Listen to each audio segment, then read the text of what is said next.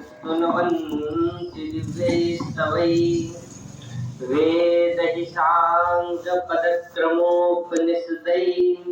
गायन्ति यं साङ्गां ध्यानावस्थिततद्गतेन मनसा पश्यन्ति यं योगिनो यस्यान्तं न विदुः सुरासुरगणा देवाय तस्मै नमः। समागत ब्रह्म स्वरूप सभी लोग और सूर्य के समान विराजमान परम पूज्य गुरु जी सभी को हम प्रणाम करते हैं। और आप लोग यहाँ पे आए हो तो ये आपके पुण्य उदय हुए हैं जो आपको यहाँ आने का सौभाग्य प्राप्त हुआ है, क्योंकि भगवान ने कृष्ण ने उद्धव से कहा है, हे उद्धव, जितना हम सत्संग से प्रभावित होते हैं उतना हम किसी भी चीज से प्रभावित नहीं होते हैं। नरो धैति माम योगो न साख्यम धर्मये बवा यथा वरुंधे सत्संगा ये सर्व संगा कहो हिमाम। हे उद्धव, नरो धैति माम योगो, हम योग से इतना प्रभावित नहीं होते, न साख्यम धर्म एवं, न किसी धर्म आचरण से इतने प्रभावित होते हैं। यथा वरुंधे सत्संगा, जितना हम सत्संग से प्रभावित होते हैं। और ये सत्संग मिलता कैसे है? ये सत्संग मिलता कैसे है?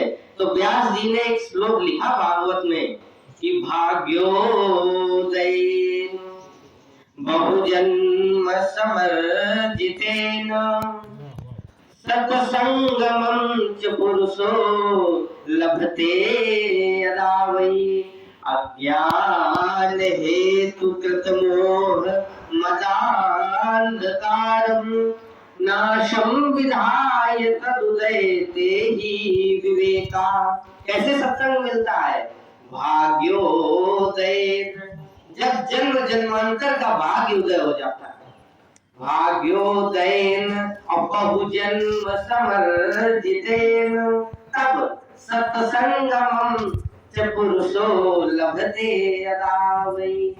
तब सत्संग जो है मनुष्य को सुलभ होता है। और इससे होता क्या है?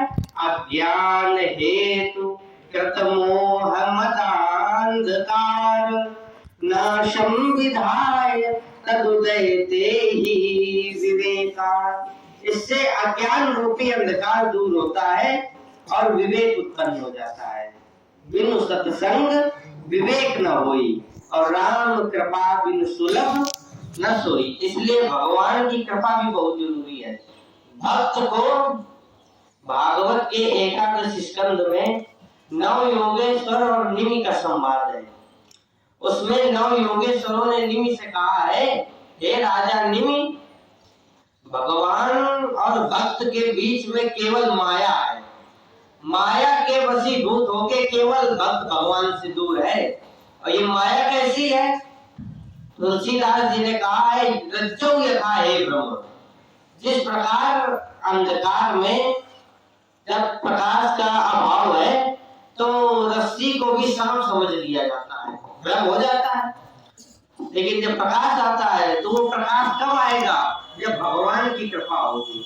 इसलिए जब तक भगवान की कृपा नहीं होगी तब तक ये अंधकार दूर नहीं होगा। इसलिए ध्येयं सदा परिभवग्नमभीष्टतोऽहं तीर्थास्पदं शिवविरञ्चिनुतं शरण्यं भृत्यार्तिहं प्रणतपाल भवाब्धिपूतं वन्दे महापुरुष ते चरणारविन्दं। ध्येयं सदा परिभवग्नमभीष्टतोऽहं। उन भगवान की वंदना करो, उनका ध्यान करो जो सब में विजय देने वाले हैं, सभी विघ्नों का नाश करने वाले हैं। और तीर्थास्पदम, तीर्थास्पदम, सभी तीर्थों को हो लेने का जो फल है वो भगवान के चरणों में है। तीर्थास्पदम और शिव विरंचितम शरण्यम, शिव ब्रह्मा सब इन चरणों में झुकते हैं। ऐसे वंदे महापुरुष ते चरणारविंदम, ऐसे भगवान के चरणों को हम प्रणाम करते हैं। फिर एक व्यास जी ने इसी के नीचे एक और श्लोक लिखा, त्यक्त्वा सुदुष्टज सुरेश्वराज लक्ष्मी, त्यक्त्वा सुदुष्टज सुरेश्वराज लक्ष्मी, धर्मस्य आर्यवचसा यदगादरण्यम, ये मायामृगम दैतैः स्वतन्वधावत, वंदे महापुरुष ते चरणारविंदम। क्या था? त्यक्त्वा सुदुष्टज, दो शब्द है, सुदु सुदुष्टज। व्यास जी ने दोनों शब्द एक जगह लगाए। वैसे सु शब्द दु शब्द का विरोधी है, और सुदिन और दुर्दिन विरोधी है, सुख दुख। लेकिन व्यास जी ने दोनों शब्द एक जगह लगाए, त्यक्त्वा सुदुष्टज और सुरेश्वराज लक्ष्मी। की जो अयोध्या का सिंहासन है, बड़ी गद्दी है अयोध्या की, वो इंद्र भी जिसको पाना चाहते हैं उसको भगवान ने छोड़ दिया। भगवान राम ने उसको छोड़ दिया, जंगल में आ गए और सीता के साथ में, लक्ष्मण अपने भाई के साथ में रहने लगे। और तभी एक दिन माया मृगम दैतैः स्वतन्वधावत, तभी एक मृग आ गया, रावण का मामा मारीच मृग बन के आया।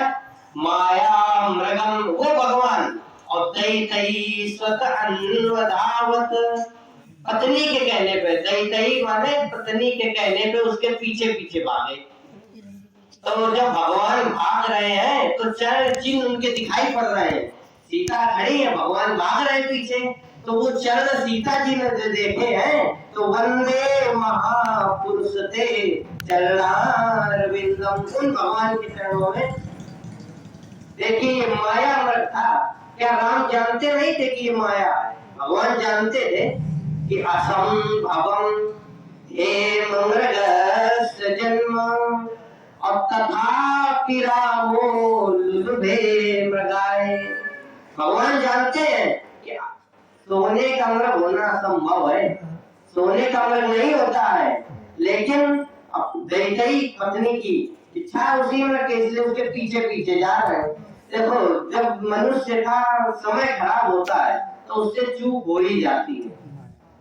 माया जब मनुष्य का खराब होता है समय तो उससे चूक हो जाती है, तो उसके भगवान पीछे पीछे भाग रहे हैं। प्रगटत तुरत करत छल भूमि, और एहि विधि प्रभु नहीं गयो दूरी। ऐसी वो जो है माया मृग छल कर रहा भगवान के साथ में। चलिए मान लेते